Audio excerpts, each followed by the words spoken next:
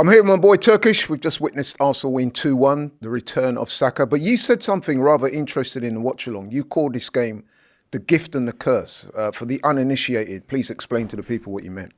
Listen, on the Saka front, the best you could have hoped for is 25, 30 minutes, a goal involvement, and we got both. It was perfect, and he was quite sharp. So I guess when I look back at what Arteta said, that he's been, having regular sessions, he was involved in a friendly behind closed doors. He's very much on course to be starting that Real game. So that's the gift. The curse is that we've lost Gabriel. If there's a player that, especially on the defensive side of things this season, outside of Raya, if there's a player that I don't think we could afford to lose, it probably would be Gabriel.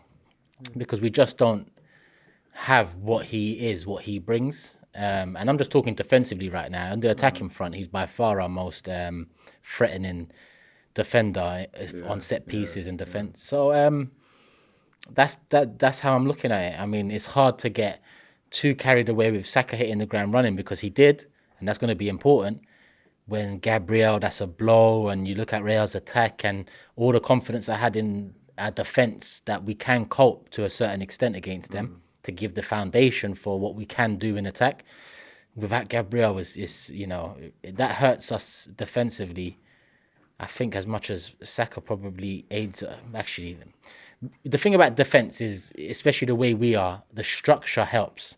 The protection in front, and then you have Saliba next to him, and that of course helps. But we've also seen, 2 years ago in a title race when Saliba was taken out for a few games, the impact that losing a player of that ilk, even if it is just one of the pair at the back, or even if it is just one of the four, it can have a big impact. So yeah, I'm not gonna jump the gun.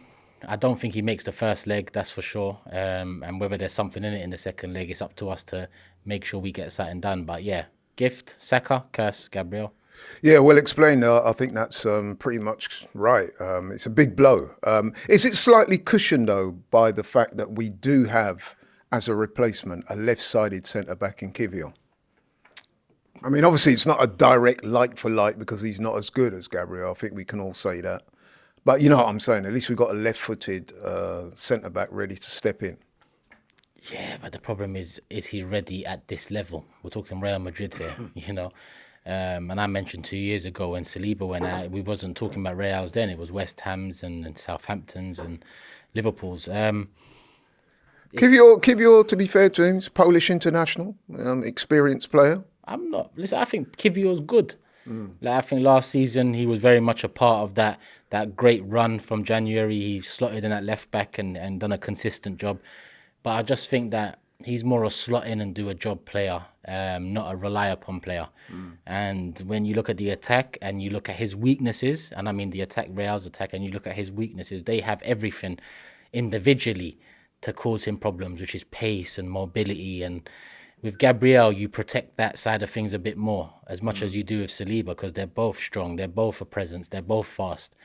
You lose quite a bit dropping down from Gabriel to Kivior. And when we're talking this level, that quite a bit can have a massive impact. So listen, the players around have to fill that gap. And by that gap, I mean the drop off from Gabriel to Kivior. The gap has to be filled by maybe a double pivot in front of the defence. But again, we haven't done that. Maybe have Rice cleaning up, a lot closer to the defence than aiding the attack. But again, we need to win that game.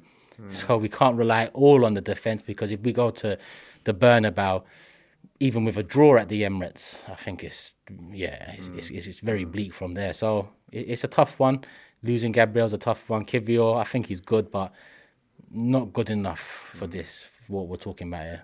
I hear you. I guess only time will tell. But let's talk about tonight's game. I think it's fair to say that the first half wasn't the best of halves, even though I thought Arsenal were the better team. They got the goal. The first half kind of speaks for itself. Second half, though, I thought we played a lot better football. Yeah, I agree with that. First half, we was poor. And I just mean in the transition. Obviously, defensively, we were still comfortable for the majority. Couple moments that we just had to deal with. Mourinho, I'm going to talk about his moment, because it was only a moment he had in the box and he took it. And at the end of the day, I thought we would potentially, or I wanted to potentially try something different up front today, because we know what Mourinho can bring now. Prefer or preferred him as some impact off the bench, but he started. And I think the front three today kind of indicates what it's going to be against Real. Martinelli, Mourinho, and then Saka will come in on the right for Ranieri. So he had his moment in the box, and it was on his weaker foot, and he took it well. I know it was a deflection, but how often in the box have we had the ball in and around the box, and we're telling some of our best, most technical players to shoot, and they don't shoot, they take the extra pass. So he got it out of his feet, he took the shot, weaker foot, deflected in. So that one moment we had, he done his job, and I've just got to mention that. Second half, we did pick it up, played a lot better, created some more chances. Odegaard probably should have scored, or at least got it on target from that cutback from Martinelli. Martinelli was a threat throughout. Yeah. Partey was dominant throughout. I think those two were by far our best players. I think Timber played well as well. For that Mourinho goal, his pass into Ranieri, he played a part. And yeah, Saka comes on and Saka gets a goal. And that move was nice because firstly, we win the ball back. And one of my gripes is when we win the ball back, we very rarely threaten off the back of it. Rice wins the ball back. His first pass is forward. Martinelli, his first instinct is run, drive. He shrugs off a couple man, lays it out to Mourinho. Mourinho gets it in, flick on from Martinelli, goal for Saka, return, happy days. In the end, it turns out to be the winner. So, in moments, definitely in that second half, the transition, the patterns of play, quicker, zippier. Is it because Fulham were chasing? Is it because we, turned it up a level? I don't know, but we've got one more game now before Real, and we need to build on the second half and what we can now and try to figure out what we're going to do defensively. Ideally, Ben White comes in, but he wasn't even on the bench today, so I don't know the problem with him. So again, it's probably a stretch. It's probably going to be Saliba and Kivior next week.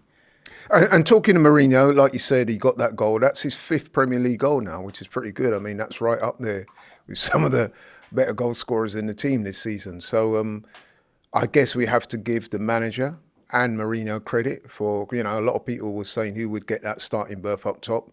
He's got it, and I think he's proved himself. In terms of who's going to be the makeshift striker, I think he's proven himself as the one, yeah? I don't know about proving himself as the one, but I mean, he scored. In terms of so far, we've tried other people. We've tried him. Though. That's my problem. We haven't seen Martinelli up top. We haven't. I guess that's all we can do. Or Trossard up top. I don't know. But Mourinho, 5 goals is. It's as good as output from the games he's had as both Jesus and Havertz over the last. Do you know what I mean? So it's a good return for a player that none of us really saw as a striker 2 months ago, or just over 2 months ago. Most like for like with Havertz, in terms of physical, tall, target man type, but can also kind of help knit play together. But like I said, the best hope with him is when he has a chance in the box, he buries it. He done it against Leicester on his debut up front. He done it today in his only chance in the box. Did it against Chelsea as well.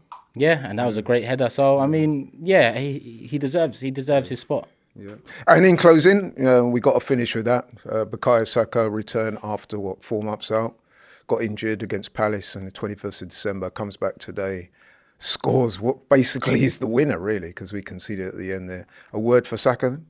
Yeah, good to see him back. Hopefully he's ready for Real. Another cameo appearance maybe, or if he really is ready and behind the scenes he's been working hard for 2-3 weeks, there may be a start against Everton and he comes off after the hour. Either or, an hour and he comes off, or 30 minutes off the bench. I don't mind just lining him up to start that Real game, because we cannot be going against Real without Gabriel and Saka starting. That's just, that don't look good, sound good, and it won't feel good.